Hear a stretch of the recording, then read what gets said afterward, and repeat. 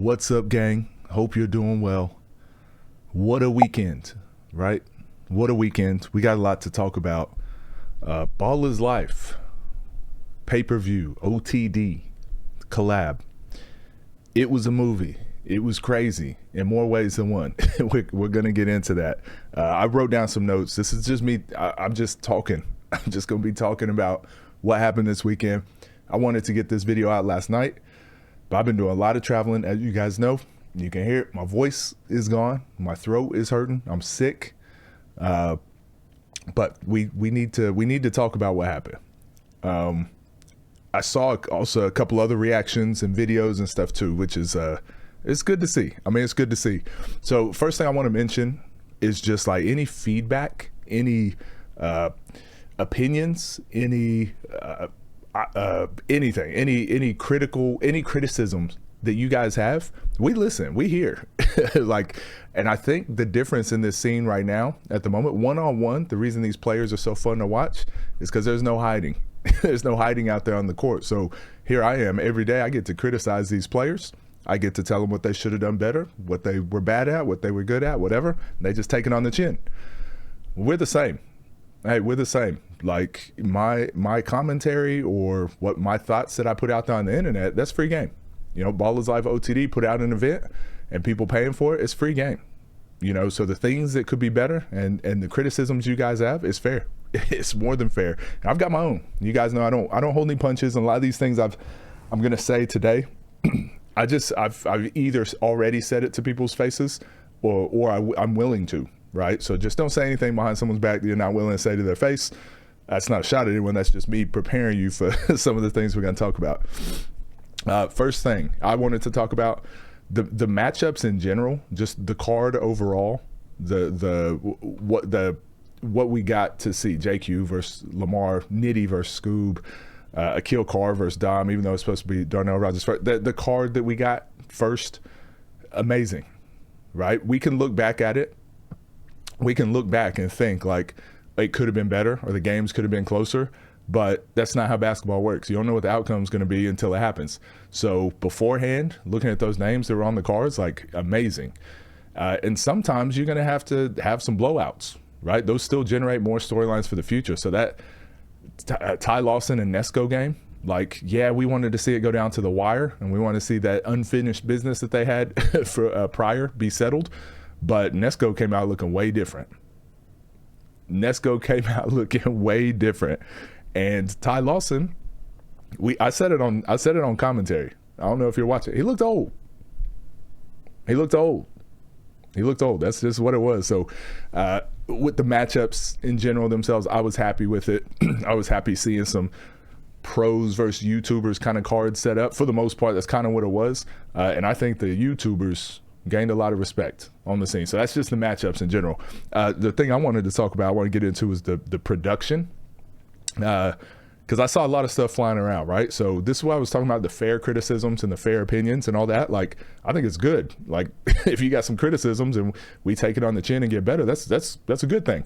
And I'm hoping Ball is Life. I'm hoping OTD. I'm hoping they see a lot of the criticisms and a lot of the things that happen and just get better for the next time, right? That Briscoe Nas game, you got to have an outcome. And I spoke to the referees too. I'm like, you got to have an outcome. I don't think that was on the refs. You got to have a contract. You got to have something in the contract that says if you quit, like, you lose. You got to cover all your bases in those contracts. So again, I'm not part of the contract negotiations. I'm not part of the production setup. I'm not a part of any of that. I flew in 15 hours before the thing. I fly in, I get some sleep, I wake up, I go commentate. That's how that worked. So I don't know how everything was set up behind the scenes, but outside looking in, that's kind of what it looked like to me.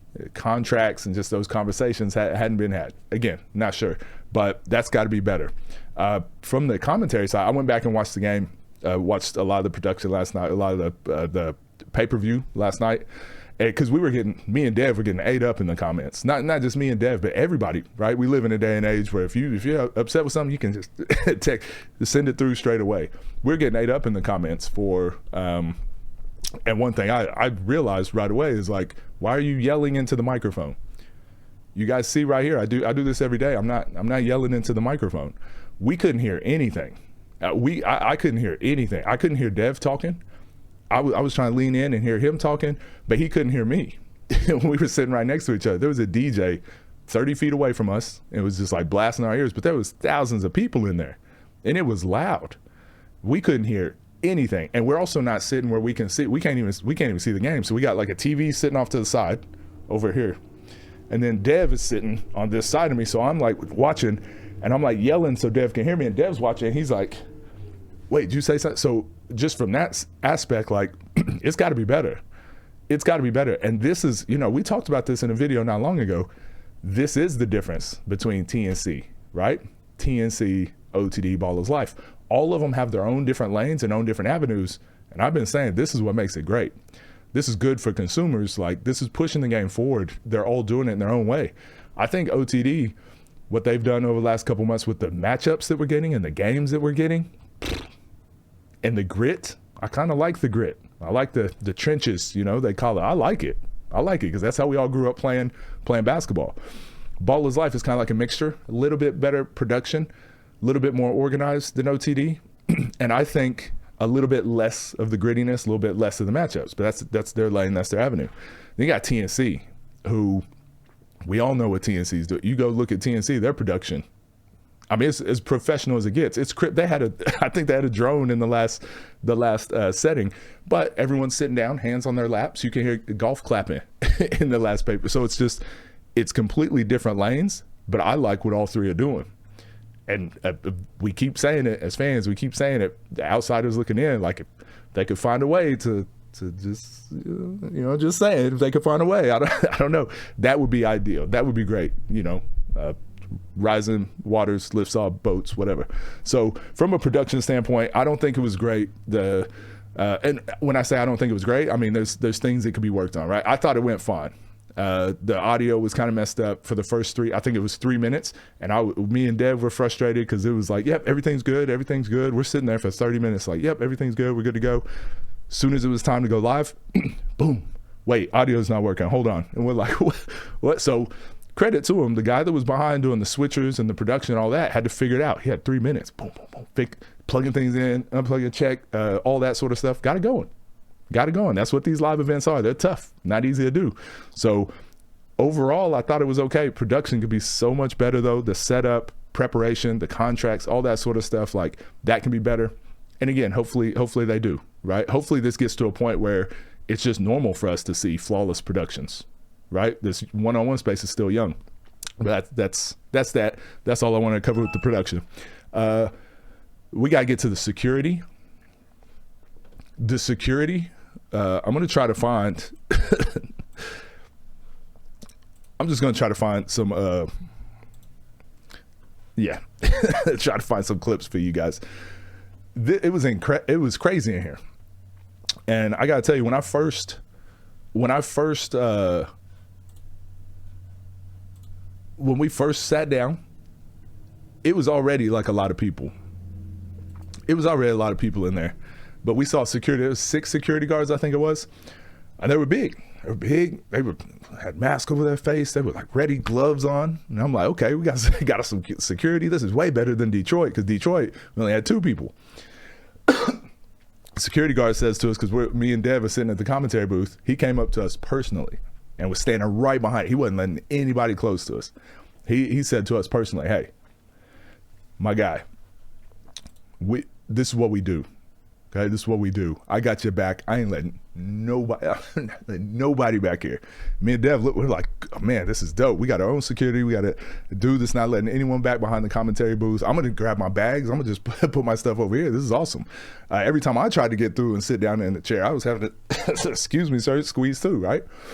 A little bit into the games, as it starts going, I mean, this is the first game. Dom and Akil Carr. I look over, the security guard gone. And I'm like, okay, at least like there's not a lot of people. This is fine. And then he comes back up to us like halfway through the game. He's like, hey, I didn't leave. I'm just walking around, just checking things out. And I'm like, all right, but like, how are you going to watch if something happens over here if you're just walking around? And then we start seeing people walk in front of the camera. We start seeing people walk from the normal standing room section, and everyone's saying there should be barricades. There was barricades. There were metal barricades, and there was security at each point. People would walk up to the barricade where there's a security guard and go, "Hey, I'm supposed to be in there." And he'd look. He's like, "Where's your VIP tag? This is VIP only." And they'd be like, "Oh, well, I'm so-and-so." And he's like, "All right, come through." And I was like, "You didn't have to see no ID, no VIP card, nothing." He was just letting them through. And me and Dev were sitting at the commentary booth where one of these barricades was, so we could see this happening. And I was like, "Man, it's gonna get packed because this is the first game and it's already happening." And then they started cracking down a little bit because it was full. The VIP section was full. And then we started seeing people have their VIP tag, go up to the railing, hand their VIP tag over as they were already in, and then someone would use that VIP card to get in. So that's how they just started filling up that area, just recycling the same VIP cards. Also, as it got closer to the Briscoe game, it was like hundreds of other people just started walking through the doors, just busting through the doors, not paying for tickets, nothing. They just started coming through. And that's this scene. that's how you get this. People started flooding the baseline little by little as the games were going. That crowd started creeping in, as we saw with this Briscoe game. And the security got to be better. And at one point, security was watching the game. So our security guard's gone. We got people starting to get closer and closer to us, asking to charge phones. Hey, my guy, can I charge your phone? And I'm like, you can see it in the games, in the commentary. We're like, dude, we're trying to do some commentary. He's like, yeah, just real quick. We're like, we can't unplug this stuff. So there was people all in the commentary booth. We couldn't see the game, and it's packed. So me and Dev are stuck in this small section, this small crowd of people yelling at each other. That's got to be better. You got to have security, and especially for so the security part was one part of it. Production and planning was one part of it. But the biggest part of it was just the fact that it was in Gaucho's gym. Like, no amount of security would have made this already crazy, right? No amount of preparation would have already made this crazy. But on top of that, to not have the necessary amount of or have the security guards care to also not have that, it was just like, all right, well, it's over now. So I'd say that's the biggest thing for me with the security. And they were just watching the game. They were Jersey guys, I'm pretty sure. It was bad. It was rough. And again, no excuses. This is a Baller's Life OTD. Got to take that on the chin, and maybe it's worth hiring your own security, or maybe you got to go out and meet those guys beforehand. I don't know what it is, but that's got to be better. But I spoke to Baller's Life.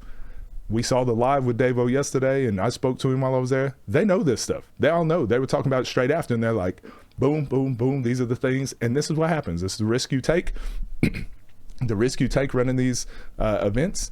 And then you can either just stop doing events because it's too hard, or you just rally up and you get better for the next time. So something different is going to go wrong next time. I can promise you that. But that's that with the security. I was getting a lot of comments, not me personally, but just the commentary in general. And I put one up on my story. I could try to go find it. Do I still have it? Oh, like this here, OG Simba. I don't even know who this is, but I hate the commentators. So weird. We were getting so much of this, man. And it made me realize, I don't know if you heard Frank Nitti talking about the one-on-one space and what he's done for the space and the basketball community and how you feel like everyone turned on him. And me personally, I've been in the online space. I'm not playing. I'm not out there putting my neck on the line. I don't really care. And you guys know, I interact with all the comments over on my channels, negative, positive, whatever. I don't really care. But this space is just it's so toxic. It's so toxic. And people were saying we were biased in the Briscoe Nas game. And I'm like, how's that biased? We're telling you what's happening. Nas is waxing him. Nas was in control of the game for the whole time until the crowd started getting involved, until all the breaks started happening, until that. Then obviously it's different. But we know what Briscoe's capable of. We know every game in that pay-per-view match pretty much came down to conditioning. It had nothing to do with game plan for the most part. It didn't come down to who's a better hooper. It didn't come down to who's the alpha male. It just came down to conditioning. That's what this one-on-one space is. So when we see someone who's prepared and is in shape and we go, yeah, he's probably going to win, people get offended because they're not used to seeing these one-on-one games.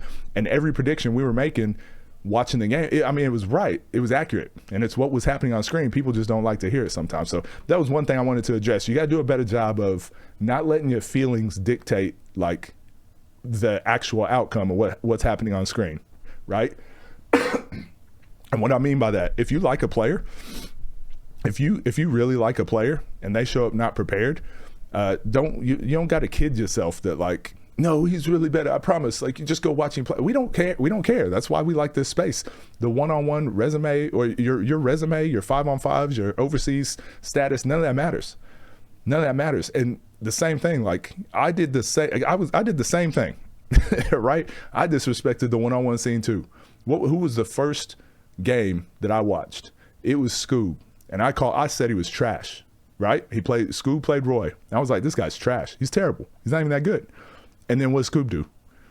Scoob sent me a comment, said, I appreciate the feedback. Sent me another video, and I watched it. It was him versus Rob. And I was like, this Rob dude trash. Scoob's actually pretty good. Rob's trash. What'd Rob do?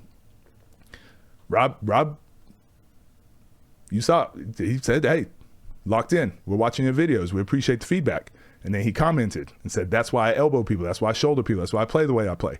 These are guys at the top. Day.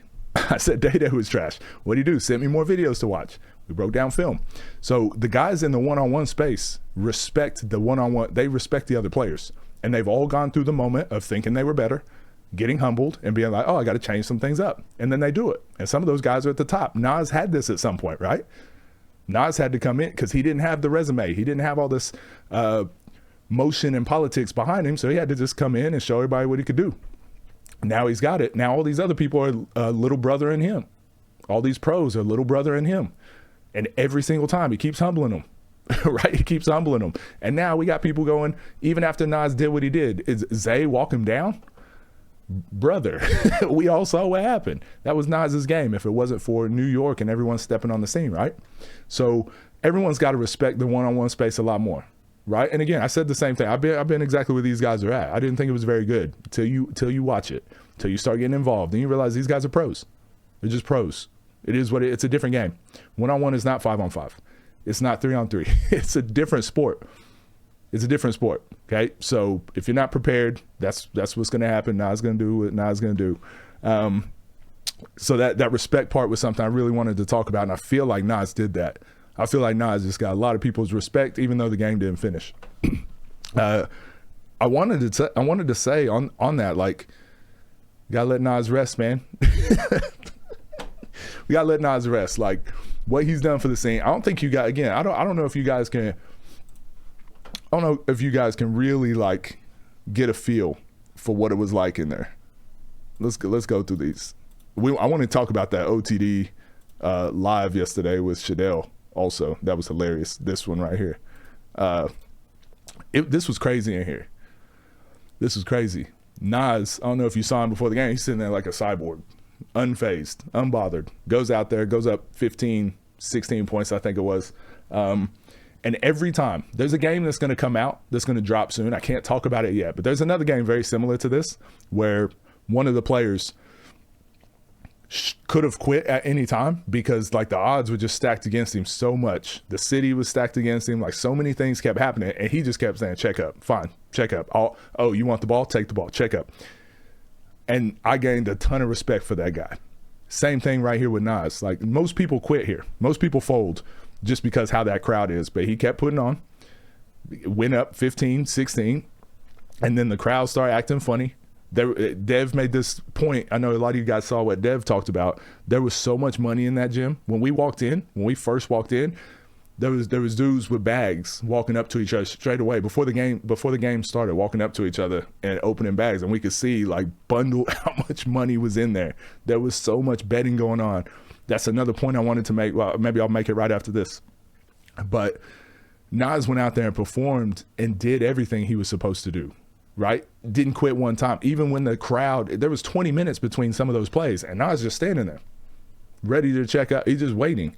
Briscoe sitting down and wiping his hands, getting a drink, like preparing, and then Nas is ready to go again. Right? And I know I saw a lot of people talking about he was on 29 for 3 hours, and I'm like, no, it took 3 hours because the crowd kept interrupting. You know what it's like? Imagine you had unlimited timeouts in a 5-on-5 game. Someone goes to the free throw line, you call timeout. They go back out there, another timeout, another timeout, another timeout. Now they got to shoot a free throw. That free throw's a little different, right, than just a normal free throw when you're in rhythm.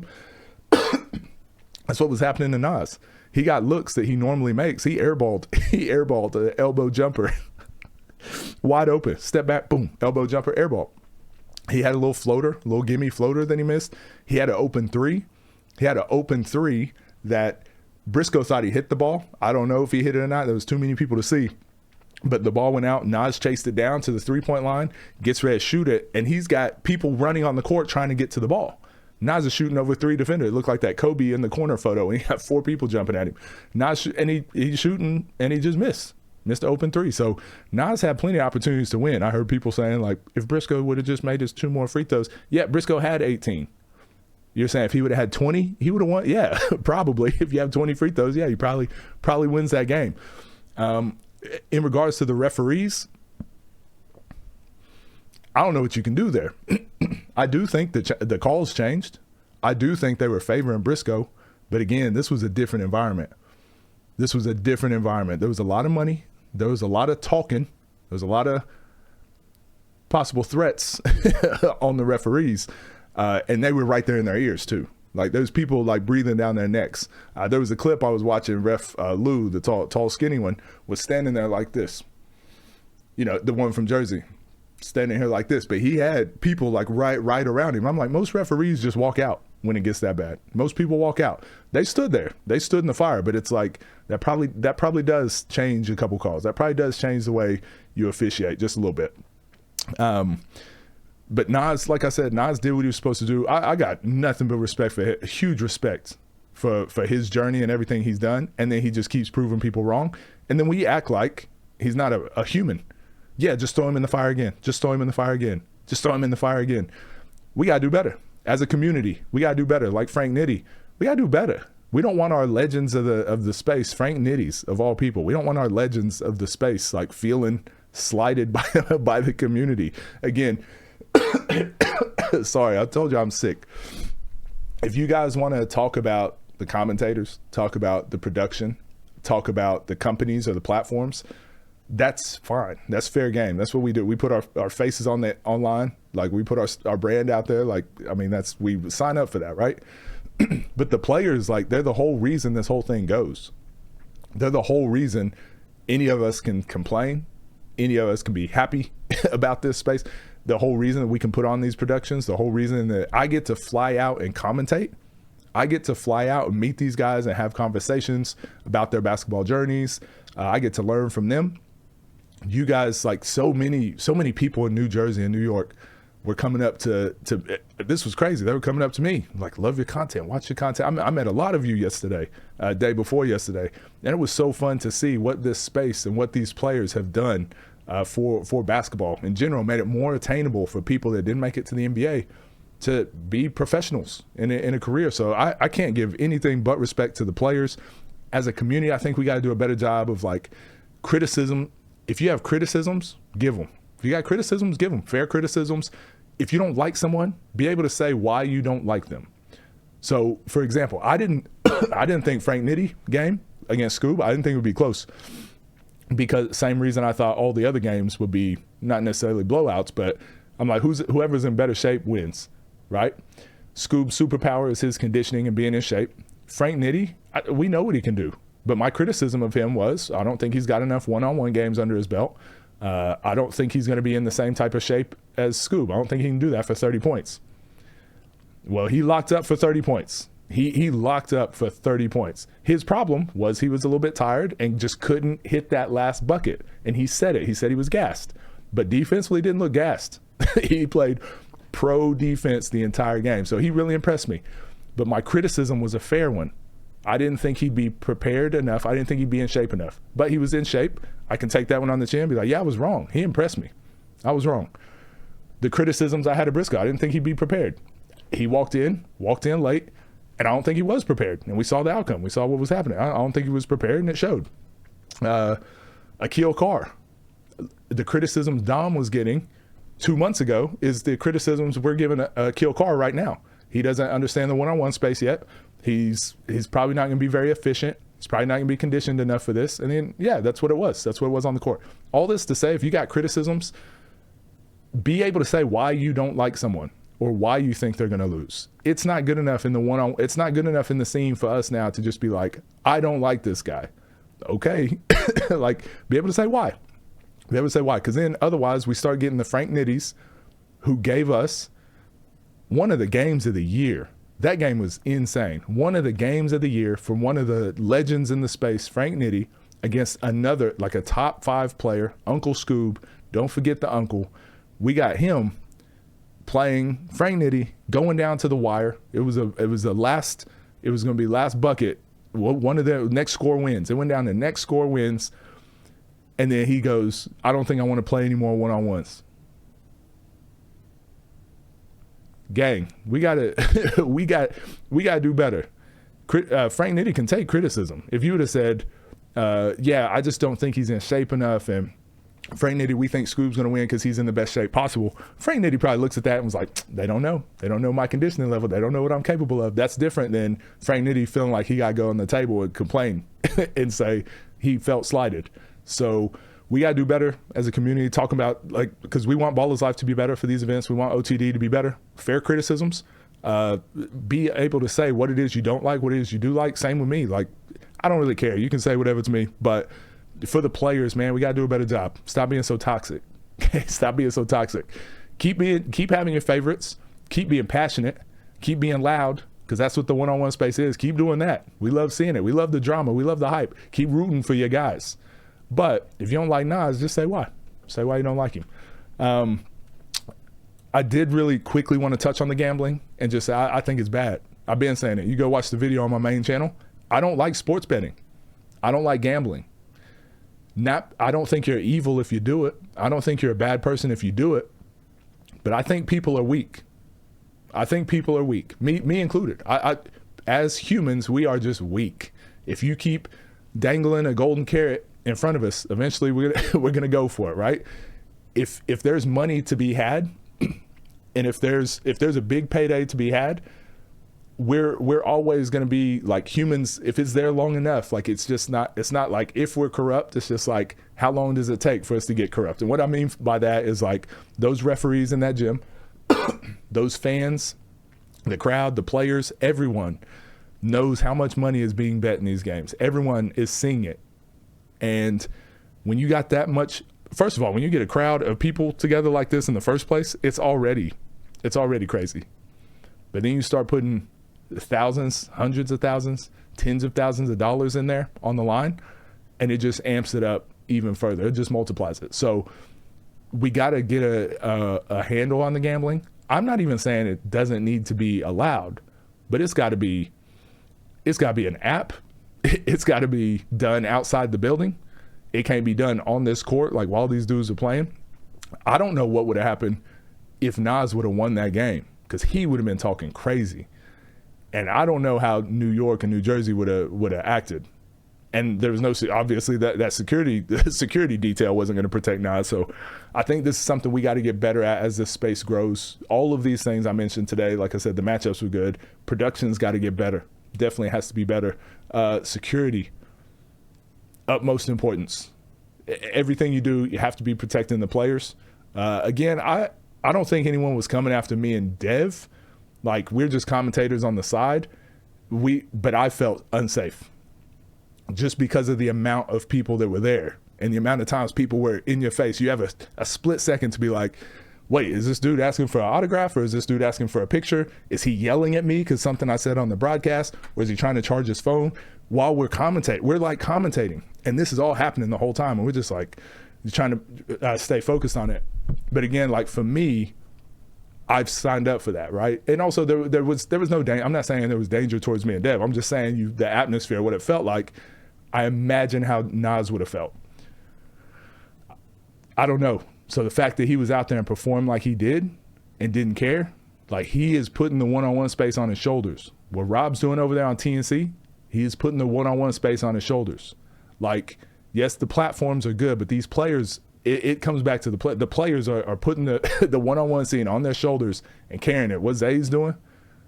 Shoulders. Scoob, Nesco, shoulders, okay? Moon and Cam, Frigga, shoulders, okay? They're putting the one-on-one scene on their shoulders, and we got to protect that a lot better. Other than that, I didn't have a lot to say. I still think the event, I'm so glad I got to be a part of it. I thought it was an amazing event. Clean up a couple things, and I think the whole thing goes smoother. A lot of people, I think B. Ellis, Marcellus as well, said it was the worst one-on-one game of all time. What do you think? It might, like, the build-up and what it meant for the space and for it to end the way it did, could be. It could be. I don't think that means the event was the worst event of all time. And I don't think that's what, they definitely weren't saying that. But what I want people to understand is, like, you got to back the events for these platforms to keep doing it. I mean, actually, I don't really care. These platforms, they're going to keep going, right? These engines are going to keep running. But we got to be able to finish these types of games, right? Nas versus Briscoe, like how big it was for the one-on-one scene, and for it to not finish, that hurts the community. It hurts me. I'm frustrated. I never want to be a part of anything like that again, right? Because I feel like we let down a lot of people with that game. So those criticisms of being one of the worst ever, or the worst ever, possibly it could be up there just because what it meant for the space and for it not to finish. But again, nothing to do with the players. Nothing to do with the players. Let me know what you guys think. The production from beginning to end. What was good? What was bad? What are some things we really do need to get better for the next one? Because there will be a next one. TNC, I think, has one coming up. I'm interested to see now. And we talked about this after TNC's last pay-per-view. This is what happens, right? Detroit series. I was telling you, Detroit series was here. This pay-per-view, I think it was still really good, but because the outcome, it's like, okay, it's on its way down.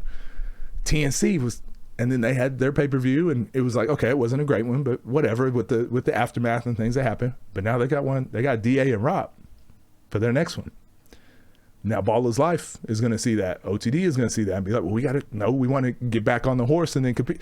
This is why this space, these ups and downs, that it happens, right? And this is what pushes the space forward. I'm excited to see what TNC got now for their pay-per-view coming up. I'm excited to see what they learned from this and go, we got to make sure we don't have some of these things. Obviously the security and they don't do the kind of trenches aspect, right? So it's going to be different things, but there's probably some production things they saw where they're like, nope, we're not doing that. Or some other things they might've saw that they liked that they can add. So I think this is good overall for the space. This is the longest video of all time, 30 minutes long. But I appreciate you guys for watching, and I really enjoyed it. I'm looking forward to being a part of the next ones. Looking forward to hopefully seeing Nas in the one-on-one space get the respect that they deserve. And I think, look at a lot of podcasts, look at a lot of these conversations that have happened over the last couple of days. I think that's happening. I think the rest of the world is starting to take notice, and that's what we all wanted at the end of the day, right? That's what we wanted, these guys to get more respect, introduce more to the scene now. And at the end of the day, like, that's going to bring in, I don't even necessarily think we need to keep bringing in pros. If they're not going to respect the game, we don't need them. We don't need them, because there's plenty of pros that do, that will come when the time is right. But we don't need to keep chasing Nas switching to 3 dribbles because Briscoe wanted to, waiting for Briscoe to walk into the gym, having to do that in Briscoe City, having Briscoe's fans on the court, having Briscoe's, I'm not saying it was Briscoe's set up security guards, but it was like they was rooting for Briscoe. Like everything was for Briscoe, and Nas still came out on top. We don't need to keep catering to pros no more. We don't need to keep doing that. They got to start catering to Nas. Let Nas rest. Y'all need to start catering to Nas. So let me know what you guys think. I know that was a long video, but I just want to talk about it, get my perspective out there, and we'll keep talking about it as the week goes on. But yeah, appreciate you guys. See you in the next one.